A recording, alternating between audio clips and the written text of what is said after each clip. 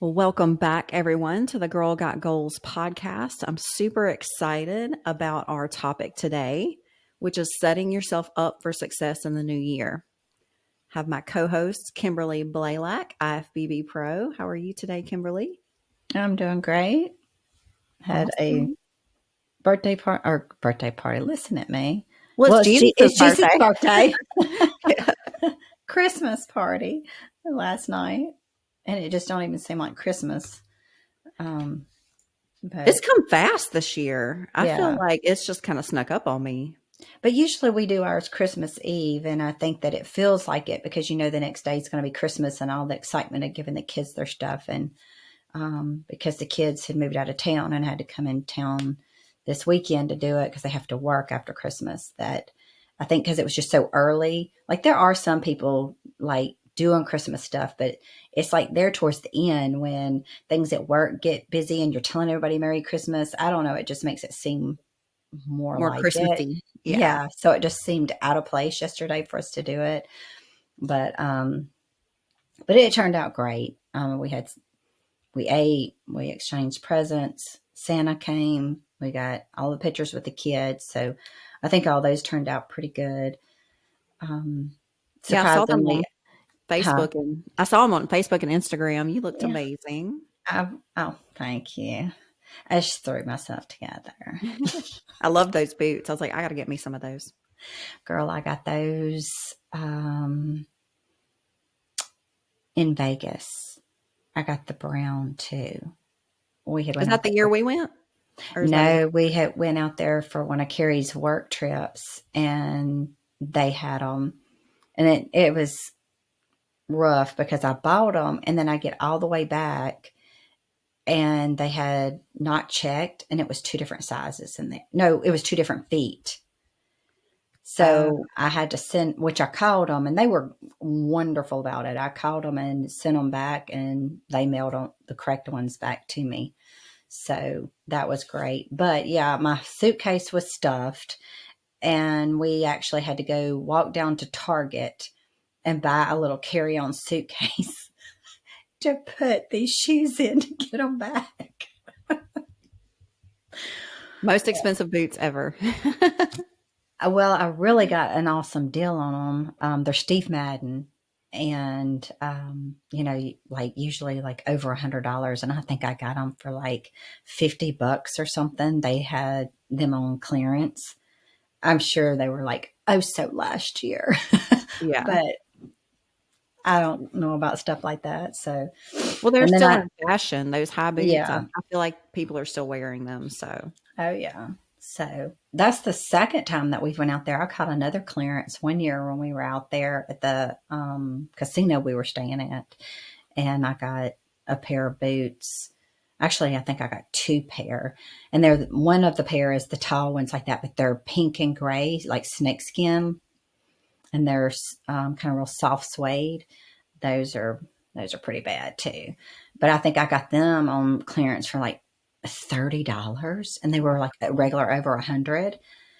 Everybody, we went with a friend of Carrie's and they're like, we went there because I wanted to go to that shop and because I had been there before and I liked their stuff, but they were like, oh, we're going to go gamble. And when we got done, they lost all their money. I'm like, well, here's my money. That's just the way I am. I look at it like you just flush yours down the toilet, it's gone, but at least I can wear these shoes. yeah. So, why didn't you take me there when we were in Vegas? We didn't have time. I'm like, why did we not go shopping? My first Well, and only time in Vegas. we were go, go, go with the Olympia, We were. I was so tired after that. but that just means we have to go back for fun. Exactly. Exactly. It's going to be back in Vegas this year, right? Because I it was in Florida last year. And I think they're going to bring it back to Vegas. I think they might even be keeping it there. Was it in Florida? It was in Vegas this past year. It was their 60th. It was Oh, in Vegas. oh, okay. So it was in Florida the year before. Yeah. Because I know that they were kind of flopping back and forth between Orlando and And then Vegas. I heard one time they were going to not go back to Florida again, but then they That's what I've did. heard. Yeah. So, um, I've heard that. I feel like this year that they're just going to keep it in Vegas, which Orlando's a whole lot closer to us. Yeah. So, uh, but enough about all that. Christmas is coming fast, which means the end of the year is coming fast, which means that we got to hurry up and set our goals for next year. And so, a lot of times people said, we were talking about New Year's resolutions, and I feel like people just don't even really set New Year's resolutions anymore because it's so popular to kind of fail at them and just give up on them by like February. There's the big joke about everybody rushes to the gym in January, and by February, it's back to like the regular members who go all year. And so today we really just wanted to talk about kind of what is goal setting and how to set goals in a specific way called the SMART goals method, that helps it to be more achievable and sustainable to where you can actually set up action plans and habits throughout the year to carry you to the finish line and not just kind of lose focus. I know that I'm that way. It's like after a while, I kind of lose focus. I kind of lose momentum. I kind of lose it's really excitement for me, and it gets to be just kind of drudgery. And I'm like, why am I doing this anyway? And then it just kind of, I start dropping little bitty habits here and there. And before you know it, I'm not, making moves on my goals anymore. So today you and I are going to talk about how we can not do that next year. Yes. I'm going to attempt, I told you that, which I've always been a goal oriented person in general, not necessarily what I say a New Year's resolution person, because I set little goals for myself throughout the year. So once I get to one, I'm already setting another. And it could be in my personal life, it could be things I want to do at home. I was making a list the other day of this is things I want to get done. You know, hunting season's in, so the times that he's home or while he's gone, this is what I can do. So for me, I try to do things like that throughout the year. But this year, I want to set some different goals to be more, I was going to say personal, and I just said I do personal, but those are kind of like other things. Like I want to do things for my mind, things that is more for me, if that makes sense, more for my health, more for my benefit, and not just am I competing. I think that's what I want to sit down. And I told you I found a list and they had divided it out. And it might be a lot for some people, but I think I'm going to attempt it. It had health, mind, financial, work and career, family, friendship, and personal development. And it was a longer list that they had listed under each thing, but you could just have one.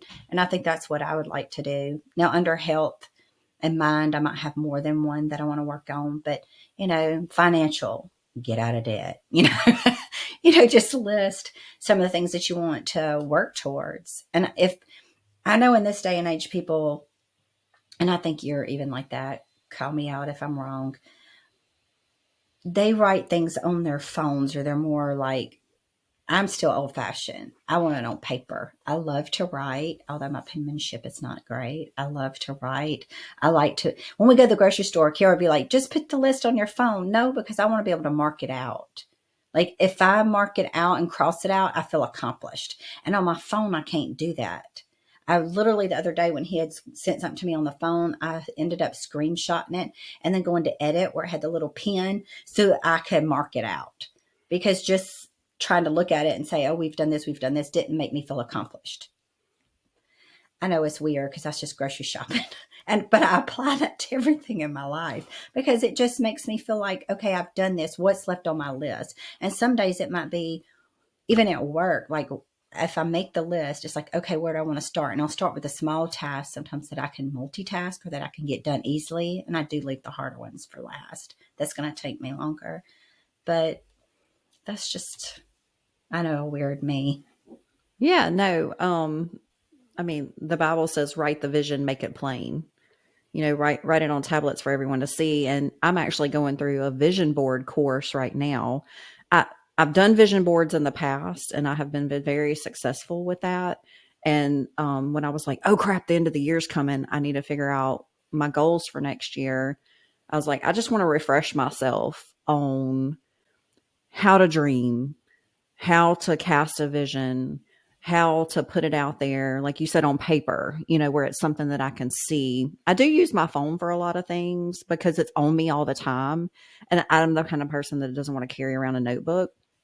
But I have one in my purse. I'm a minimalist. I don't like carrying around a bunch of crap, and my phone's already with me, but I still do like pen and paper.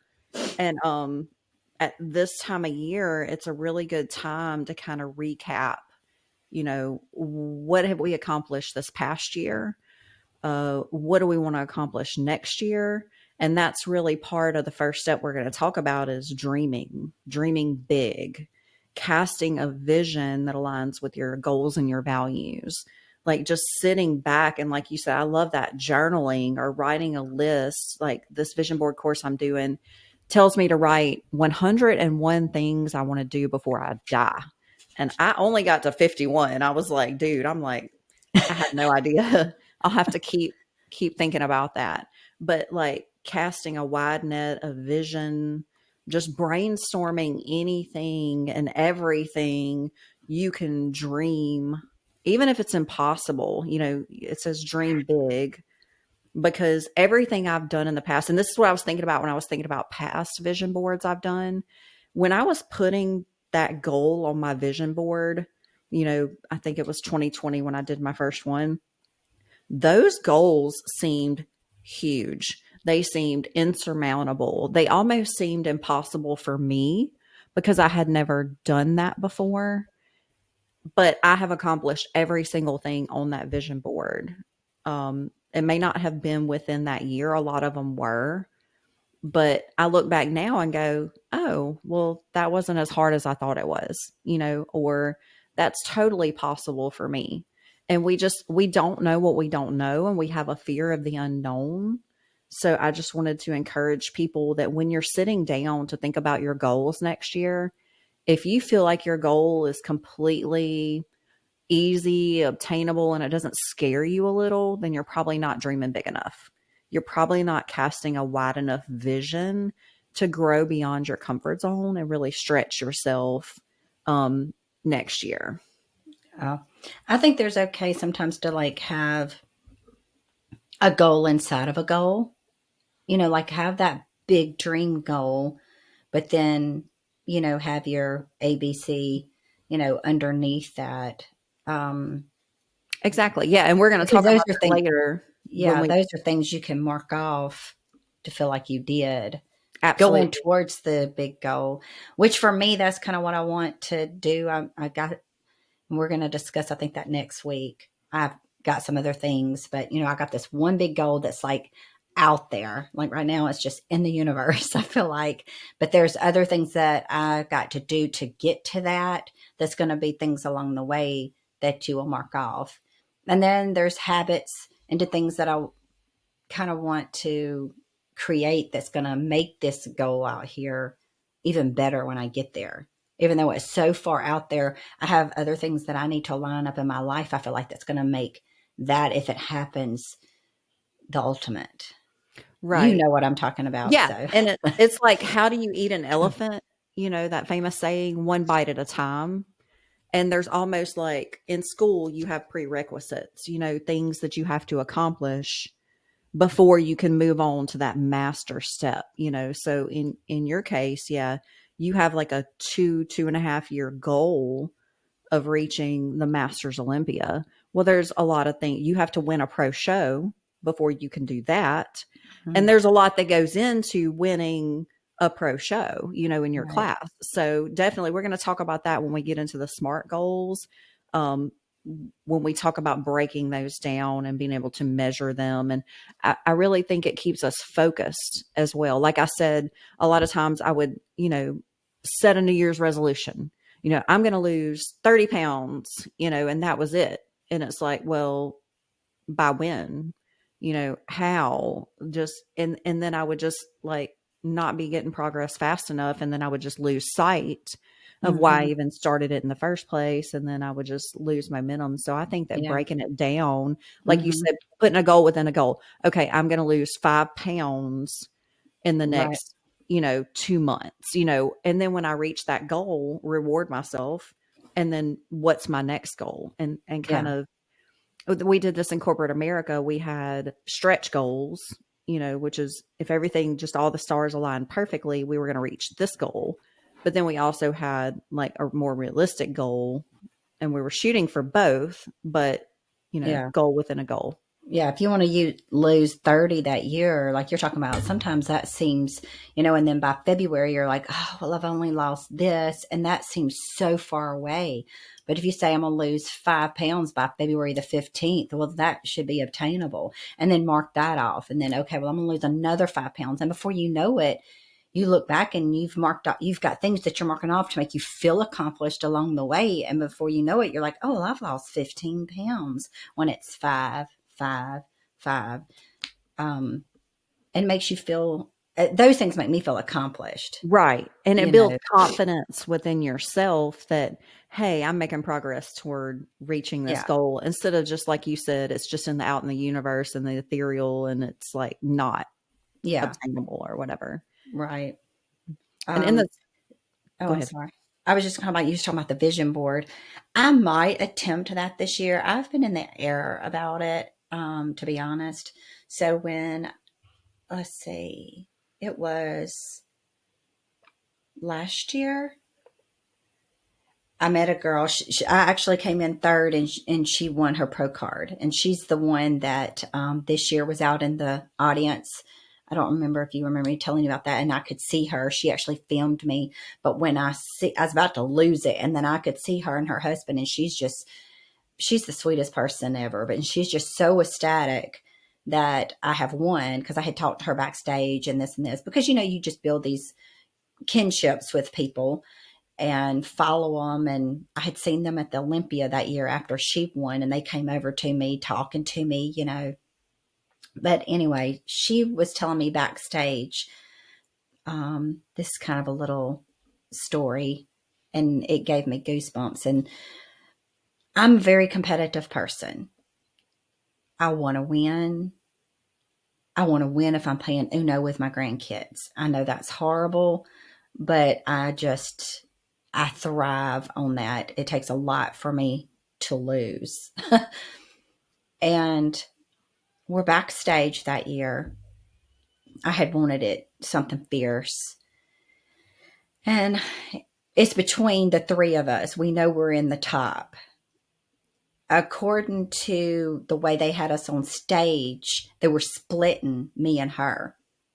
Now, where we can't figure out where the other girl ended up coming in second, and I got thrown to third at the end. But even the commentator, like when you go back and watch it on TV, was saying that me and her split in the center. So you can imagine backstage when at that point, everybody, I mean, my husband thought it, my kids thought it by watching it on TV, my coach thought it. So we don't know when we go out on stage if it's me or her at that point. So to be honest, I was very shocked when they called me for third. But we're backstage talking, and this is when I really got to know her. And she's telling me that, I got goosebumps. I ain't even got it out. She's telling me that she had made a vision board, that she found her mother on Mother's Day. She had committed suicide, and she's the one that walked in and found her mom. And she said it was Mother's Day, and I was devastated. And she said I just spiraled downward. And she was like, it was my husband that encouraged me to build a vision board, to seek God, to help me get out of it. And she said at that time, I didn't even know what a pro card was. I really had not necessarily, I just started competing. And she's like, last year I'm looking at my vision board, and I had accomplished all these things on there, and I still had that pro card that was on there that I hadn't done. And she said that was the only thing on there. So she starts going for it. And as she tells me her story, Marci, I've only told my coach this. I cannot explain in that moment. This is even hard to get out. I wanted to win. I don't know how to explain that to you, but I wanted her to win more than I wanted myself to win. And I know that was God, because I have never That might make me sound like a selfish person, but I have never in that moment wanted somebody else to have something over something that I had wanted so bad. Yeah. It did not bother me that she won because I knew it was her time, not my time. And she has encouraged me since then when I have seen her about doing vision boards. And it's been in the back of my head. So that's really like stands out to me that you said that, you know. Maybe God's telling me that that's what I need to do. I don't know why. And sometimes we don't know the why. Like, why would that be something I need to do? But anyway, I just had to share that story because it gives me goosebumps again because it just touched me so much then when she said it, and to be such a humbling experience for myself. I don't feel like the Lord's ever humbled me as much as he did that day. And when my coach was saying something about it on the phone later, because she had made a move that she knows that she did wrong in my physique, because she actually paid for my next show because she knew she had messed up in my diet. I was like, it's fine because it wasn't my time anyway. You know, that maybe that is the reason why you did, because it wasn't my time to win. It was hers. That was Yeah. her day, not even my day. Yeah. And I knew that. And She had cast so, such a strong vision that it was like, yeah, I mean, it the was Lord, hers. yes, it was hers. I think the Lord had already had lined it up for her, and I'm fine with that. I feel like everybody wins in the time frame that they're supposed to, or things happen in their life in the time frame, and that was her time, and this year was mine, and I felt good about this year, and that's why I wanted to win. I wanted to win every time I went. Don't get me wrong, but I also wanted to win it when I knew it was my time to win, like when it all felt right. And for some reason that year it didn't. And especially after being backstage and hearing her story, if I had a won, I don't think it would have had the same sweetness to it. Yeah. I would have felt like I was taking something from her, and that's not how I wanted to win, you Well, I know. hear that from a lot of people who got their pro cards is that other seasons they attempted, but they didn't succeed, but they got it when they felt like they deserved it. And there's something called the law of attraction. And I think that's why vision boards are so powerful, because you're putting that vision before your eyes. That when you can see yourself as something, when you feel accomplished, when you know it's your, like people say, quote unquote, it's your time, you already feel like a professional, then the universe has no option but to award you what you have put into the universe, you know. And people will say, to explain the law of attraction, it's super easy. It's like, if we start talking about red cars, or like say you buy a car, say, you know, like 3 years ago when we got our lease, it was a Volkswagen Taos. Well, they were new that year. I had never seen a Volkswagen Taos before, whatever, blah, blah, blah. Well, then we leased this Volkswagen Taos, and all of a sudden I see 1,000 Volkswagen Taoses on the road. You know, it's Mm-hmm. because that was in my mind, and that was, you know, something that I was focused on. And so I'm going to notice it. I Right. think I think it's called the reticular activating system, you know, if you want to get scientific and like research it or whatever. It's not just woo woo, you know, when people talk about the universe and attraction and Uh-huh. manifestation. Now that they're studying quantum physics, they're actually being able to put science to these things and understand them in a Mm-hmm. more, you know, definitive way. And I think that's why vision boards are so powerful, because you are putting that in front of your eyes, which is getting down deep into your subconscious, which is building your confidence, you know, to feel like this is me, this is who I am, this aligns with my vision and my values and my purpose. And it kind of builds, like we talked about, you know, losing that 5 pounds builds your confidence to be able to lose 30. You know, when you look at this vision board time after time after time, it doesn't become so absurd anymore. It kind of becomes more real to you, and your brain doesn't know if it's reality or not. You know, when you tell yourself something over and over and over, that's why people do affirmations, is that you tell yourself something enough, good or bad, you're going to start believing it. Right. and people know this on a negative level. They say in like domestic violence and abuse, if you're told something over and over again by somebody else, you're going to start believing it about yourself and it's going to break down your confidence. Why don't we flip it, and believe in affirmations and not just say that that's woo woo or, Yeah. metaphysical or whatever, that if you tell yourself something enough, you're going to believe it, whether it's a lie, whether it's negative, or whether it's positive. And so I think it's super important to have the audacity to dream something more for yourself and to put it out there, like you said, on paper. And I like using pictures because it helps you not only articulate it, but see it and have a Yeah. vision I for it. think our vision has a different place in our brain that all that goes together. Like say it, see it, and that connects.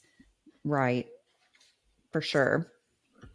And so after you dream big, the next step is to establish a big goal.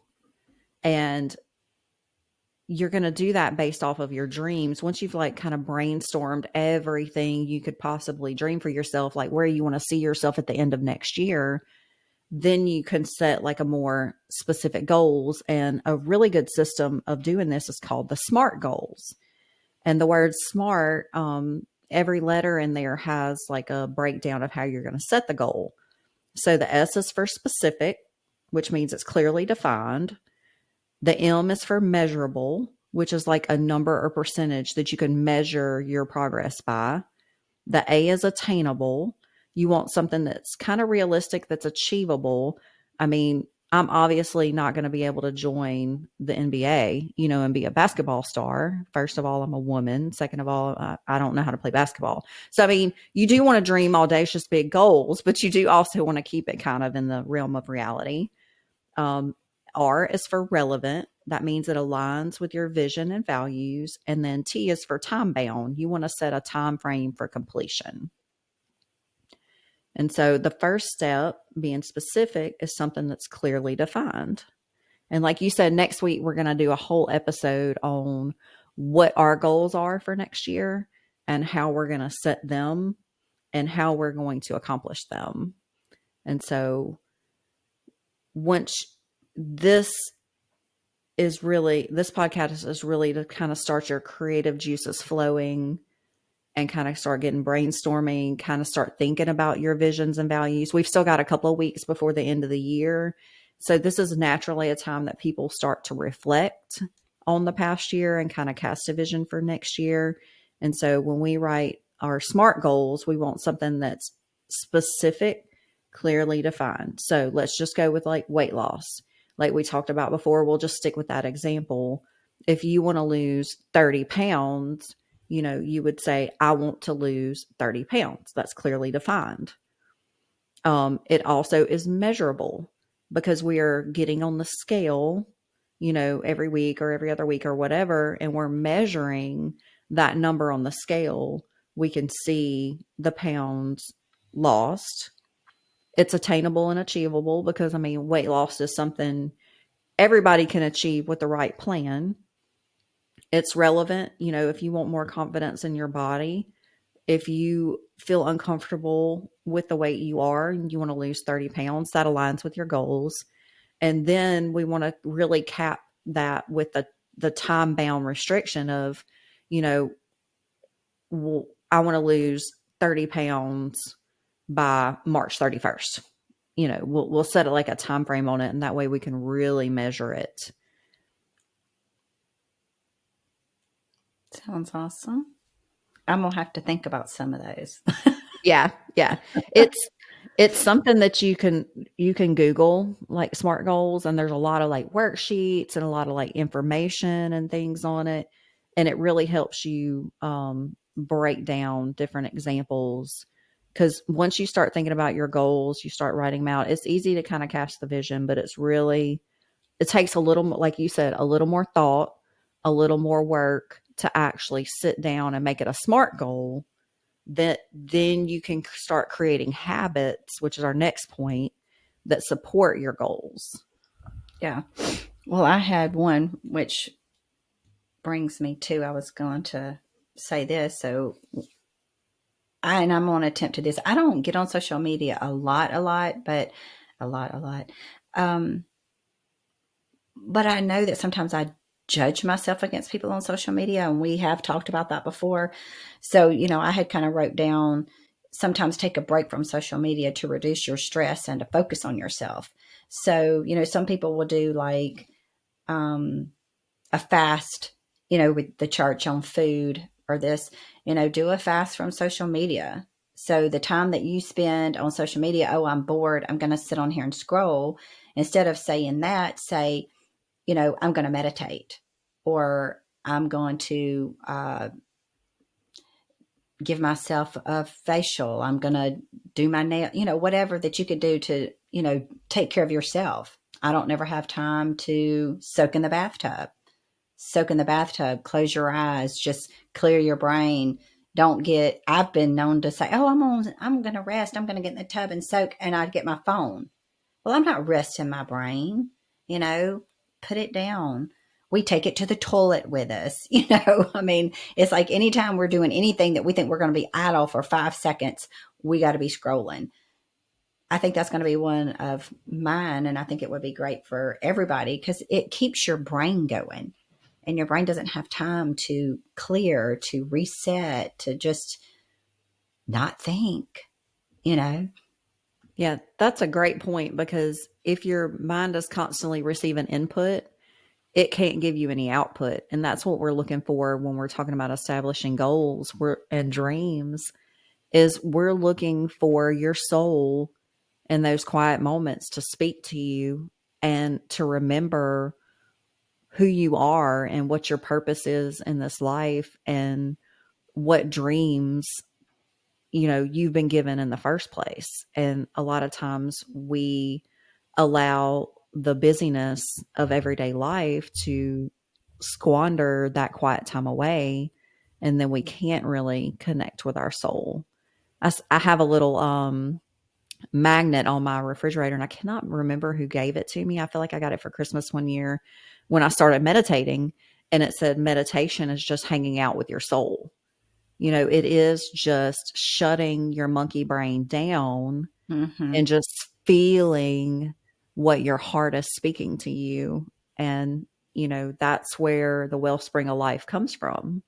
And I think we are so inundated with constant input that we really um, do not get quiet enough to hear that still small voice that's going to feed us these visions and the dreams. That's a great point.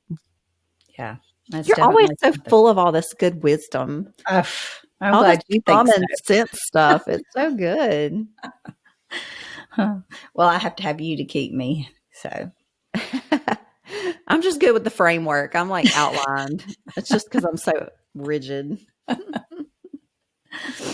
but I also want to. We said we were going to talk about some of this next week, but I think maybe it will get people flowing of starting to think. There's two things, and one of them came from you in our very first podcast. But first, I have talked about this before. Um, that I go through a checklist before I leave work.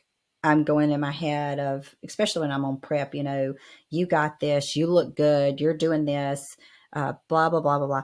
So start your day with a positive intention. I think that could be something very simple that we all could do and not necessarily fail at, so that you could feel, just have a positive intention every day of getting up and saying whatever it is, I've got this, I deserve this, I'm going to eat healthy today, whatever it is. Just give yourself one positive affirmation. It can be the same thing every day, or if you want to make it a daily thing, you know but just look at yourself or think it, be in the shower if you're busy, and just that one positive. I do believe that sets our standard for the day. Yeah. And that's a really good point when we talk about um, creating habits that support our goals is we really want to break it down into how to put this. Oh, instead of like maybe even extra above and beyond and like an actionable goal, like going to the gym, eating the food, whatever. It's setting your values. And I think, those affirmations, positive affirmations about yourself is just aligning with the value and the worth that you have for yourself. And that in your mind casts a vision for your day.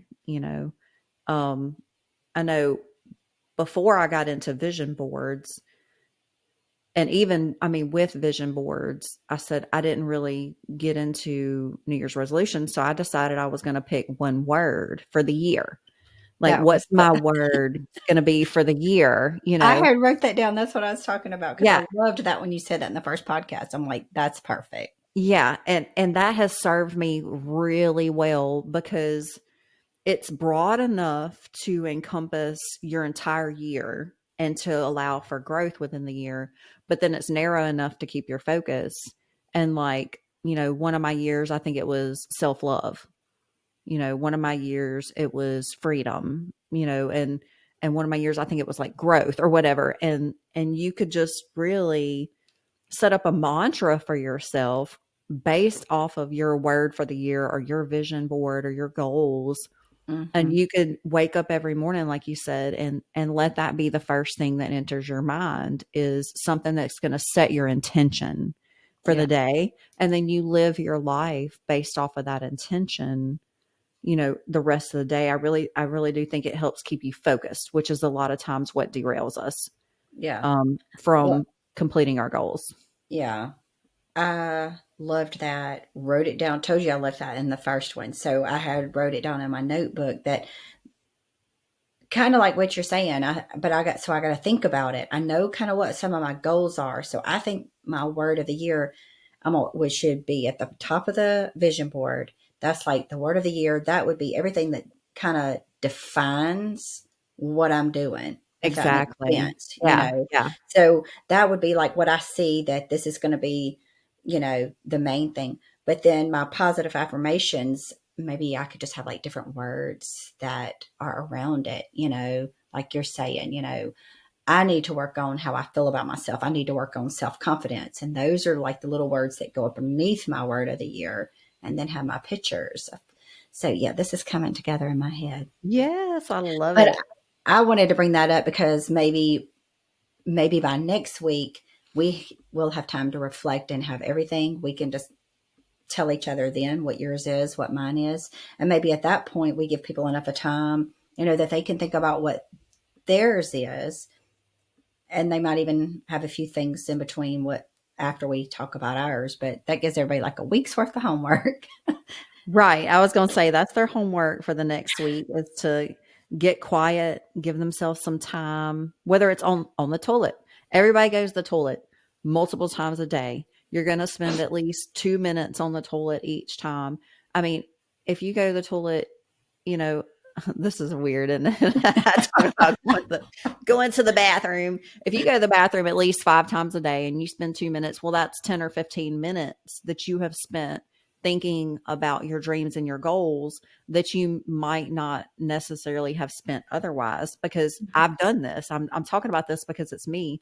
Um, I would go to the bathroom, I would take my phone and I would scroll social media while it was sitting there doing nothing, right? Well, I Mm-hmm. was like, I saw something or heard something that was talking about, like you said, affirmations, like journaling your affirmations. And so I just got the notes app on my phone and I started every time I go to the bathroom, instead of scrolling social media, I would just start journaling affirmations. Like whatever come to my mind, whatever come out of my heart, I just let it flow. And I would just type as many as I could while I was peeing, and then I would just save it and move on. And then the next time I'd go to the bathroom. And that just like that little boost just boosted my self-confidence. It boosted my mood, it elevated my thoughts instead of sitting there scrolling, which kind of Mm-hmm. sometimes makes me feel anxious and overwhelmed and maybe compare myself to other people, which are all negative feelings. I left the bathroom stall feeling empowered and Mm-hmm. courageous And like and you're saying, if you do hopeful. that throughout the day, then there's little spurts, and then I think it becomes more and more in between. So, you're feeling like, when you go in there, and then when you come out, because I've done stuff like that too. I know what you're talking about. And then you're like, I got this. Then by the time I need to pee again and I'm feeling, then it's right back again. So, but before you know it, all of those start running together, Right. you know. And and there's a saying that I love that says, "You do not rise to the level of your goals, you fall to the level of your habits." So, establishing good habits is really the only thing that is going to set a framework for you to succeed in your goals. And so, as many of these little things, like you're talking about, waking up with the mantra, the affirmations every morning, doing a vision board and putting that in front of your eyes every day, journaling your dreams, your thoughts, and your goals when you go to the bathroom, or meditating while you're in the bath instead of scrolling on social media. These are all little habits that we need to be thinking about that don't take up a lot of time. They're free. They don't take a lot of space in your life. They're little things that you can incorporate to really help you reach your goals over time. And I would definitely say, when creating habits, to start with one. Pick one habit, you know, and I loved when you said that you create your to-do list and you start with the easier tasks and you leave the harder ones for later. And that's really scientific because it helps you kind of get started. A body Mhm. in motion stays in motion, a body at rest stays at rest. So if you can just start with something easy that's not too daunting, and it can build your confidence for the next one, and it kind of gives you momentum, then by the time you get to the harder ones, they don't seem so hard. Uh, So when you're creating your goals and you create a list of habits that you think is going to help you accomplish the goals, then I would love for people to kind of prioritize them from easy to hard, and then yeah, start knock out the low hanging fruit first, knock out the easy one first. And that would really get you started. And once that ball gets rolling, it's kind of like rolling down a hill. You keep collecting more habits as you go, and that ball gets bigger and bigger and bigger until you've encompassed all your habits and you're just knocking out your goals with more yeah. ease. Yeah, I agree because I feel like sometimes it's just like when we talked about before, when we start, if you say diet and you try to cut out everything at one time, you're setting yourself up for failure. And I think it's the same thing with our goals. If we set this out here goal and we try to go for the biggest at the very beginning and don't do the step and ladders to get to that, we feel defeated and we quit before we get there. But if you've got the little ones that's going to help you get to that and you're marking them off, it makes you feel more accomplished. It just helps you keep going. You don't feel defeated before you get there. Exactly, which is why most people kind of give up, February, March-ish time frame. It's that we've already seen some kind of defeat, or we're Mhm. not seeing progress fast enough. We lose motivation, which shouldn't necessarily be the driving factor. You should set habits that create discipline, because discipline is the only thing that's going to carry you through to accomplish a big, audacious goal. You're not going to Oh, have motivation every day. You're not no. going to want to feel like eating on that meal plan all the time. You're not going to feel like going to the gym every day. And I know we've talked about this a lot, but it's worth repeating. Discipline is the only thing that's going to get you through the door of that gym, or help you meal prep for the next week and eat what you have planned, because you're not going to feel like it. And if you go based off your feelings, Hmm. you're going to pretty much fail every time, because Yeah. your feelings are like the ocean waves. They crest and then they fall, and then they crest and then they fall. And I mean, especially for women, I feel like we're more emotional creatures, and it's more like a roller coaster, especially at certain times of the month or at Hmm. certain phases of your life. And I don't know about you, but hormones play a huge role in your emotional health and how you're feeling at the moment. And they can completely wreak havoc on your mental space. I've had Yeah. hormones dictate to me how I was going to feel in that moment. And if I'm going to reach my goal based off of how I feel, I'm never getting there. then I'm never getting there, because my feelings will lie to me with a quickness.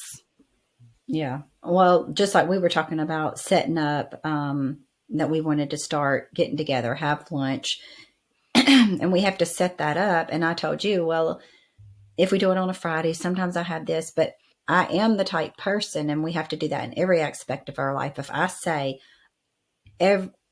just say we're doing it every Friday and not once, but if I'm setting this up with you, there might be times where I'm like, I just really wanted to sit here today, but I have that meeting with you. I'm not going to miss it. I'm going to do it. You have to do that in your life too, even though, but you have to hold yourself accountable, where I'm going to be accountable because I'm meeting you and I don't want to let you down. But we have to think of ourselves like that too.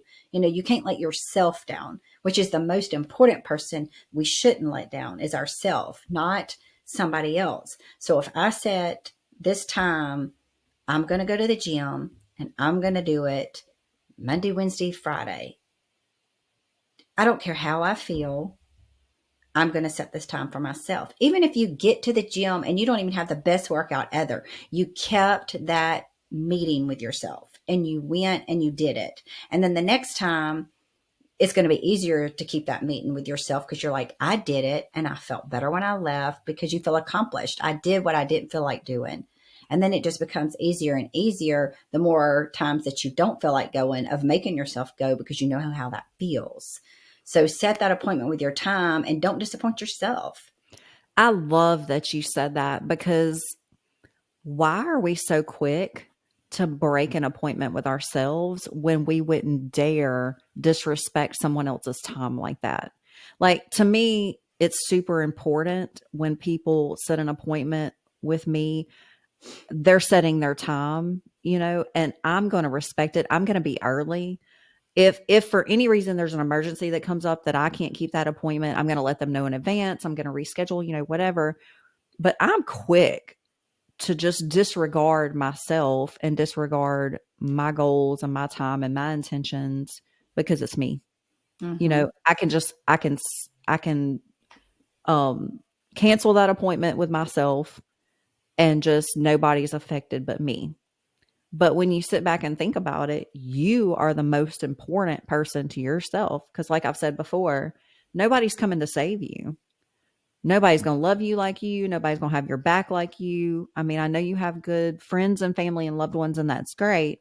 But at the end of the day, you are going to be the only person inside your own mind, inside your own body, living with your choices and your dreams and your visions, your goals, your regrets. At the end of the day, at the end of the life, you're going to have to answer for what you've done or not done, and I've never regretted stepping out of my comfort zone and trying something new, or going for a goal, or doing something that I really didn't want to do.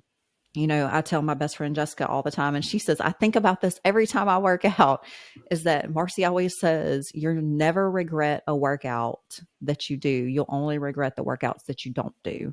And I don't care how bad I felt going into the gym.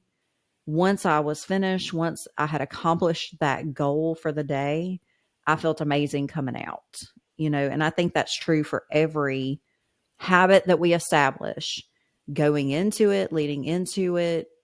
We need to respect ourselves and respect our time and respect our goals enough to show up for ourselves, just like we would for a doctor's appointment. Or, you Right. know, people hire personal trainers. I find the most of the time, I would say 90% of it is not a lack of knowledge, not a lack of willpower or whatever, but it's a lack of accountability. They want that appointment on the books. They're putting money into this. They got some skin in the game. They know they will show up for you as a trainer before they'll show up for themselves. Mm-hmm. And Now so, I'm gonna get in trouble for this, but it's kind of funny, but it makes a good point. You're talking about, you got your friends, you got your family, and yes, they do care. But at the end of the day, when we're on our deathbed, at the end of whatever, we got to think about what we did. It only affects us. So it made me think, and he's going to kill me for this, but my husband always teases me, and he even said it yesterday in front of our daughter and son in law, that Because I was saying something about if I left him, he would be all sad and distraught. And he's like, "Oh no, the booze and the hose would take that away." And he's always said he's going to take the insurance money. Oh, when you're gone, I'll have booze and hose. And we laugh about it because I know he's joking.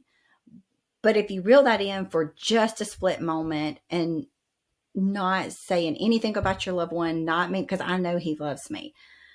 But when I am gone or when I'm on my deathbed, whatever I did for myself, all of the things that I didn't accomplish, the things I wanted, is only going to matter to me. When you're gone, yeah, my kids will cry for a moment, but they have their spouses and kids. They're really technically going to go on with their life. And I know that when our parents pass, you still think about them and there's still things. But how often do you even have time to visit the graveside? How often, because you get so busy in your life.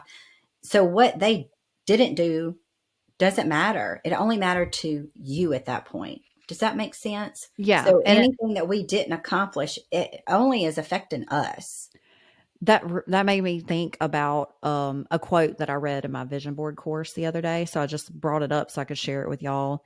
And it's a quote by Les Brown, and it says, "The graveyard is the richest place on earth because it is here that you will find all the hopes and dreams that were never fulfilled, the books that were never written, the songs that were never sung, the intentions that were never shared, the cures that were never discovered, all because someone was too afraid to take that first step, keep with the problem, or determined to carry out their dream."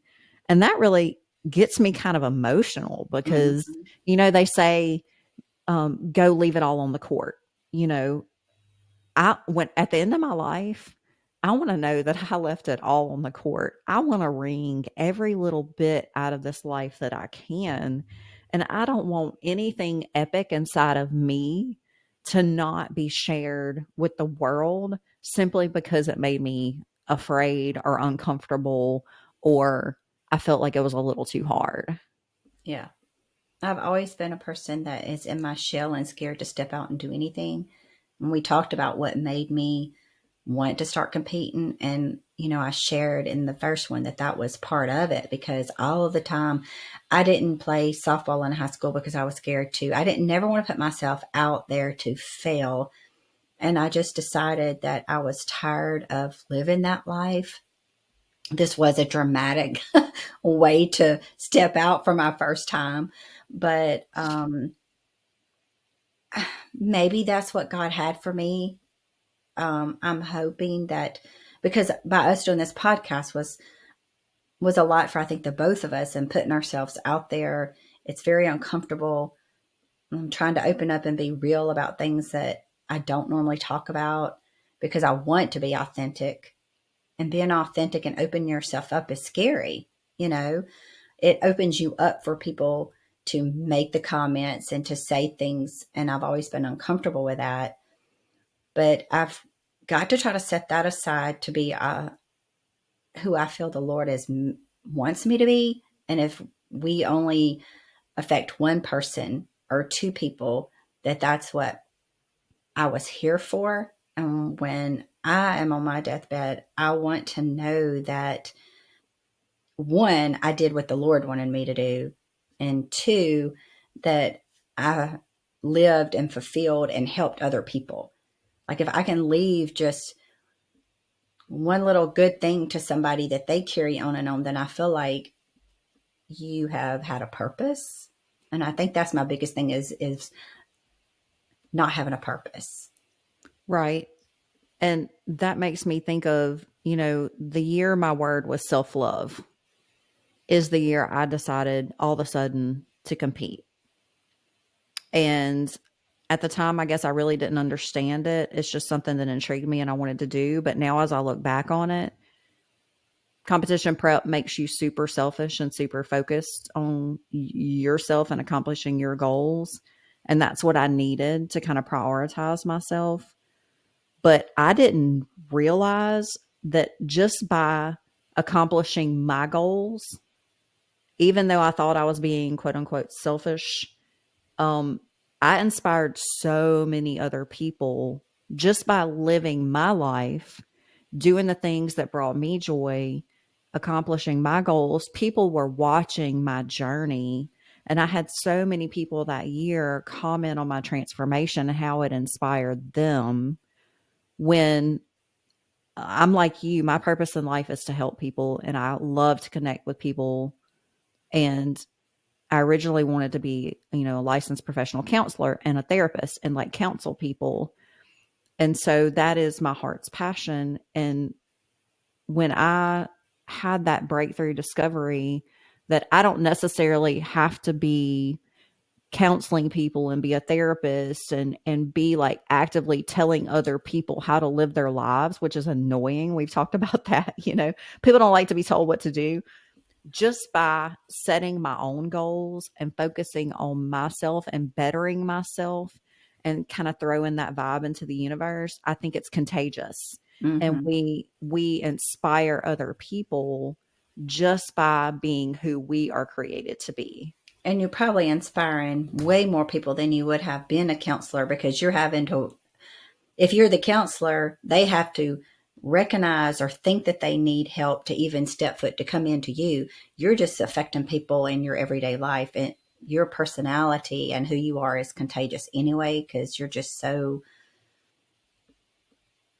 down to earth. I mean, your love and friendship is very contagious. You make me want to be Aw. a better person. So I don't know anybody that could be around you that would not strive to want to be better just being in your presence. Oh, I didn't know you felt that way. Of course.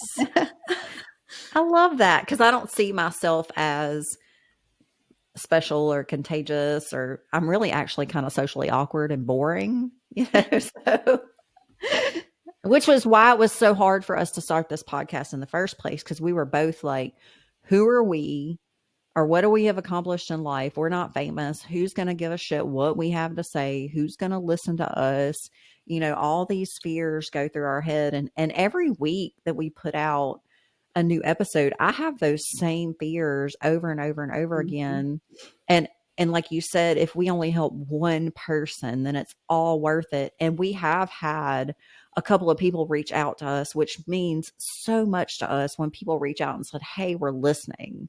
We're listening to your podcast, and it's really inspired me to get back into the gym. I'm really enjoying it. You're sparking my motivation again." That really set a fire in me to, okay, this is all worth it. Putting Right. ourselves out there, feeling awkward and weird, and, And listening to my wondering. hick self every time going back. So, yeah. Oh, I was going to do a public service announcement, guys. If you're listening to this, if you listen to us on 1.25 speed, maybe even 1.5, we sound almost normal. We don't sound like country hicks anymore. We're not talking so slow. I was like, ooh, if you speed us up, we don't sound so uneducated. So try it. I'm going to have to try that in my everyday life then.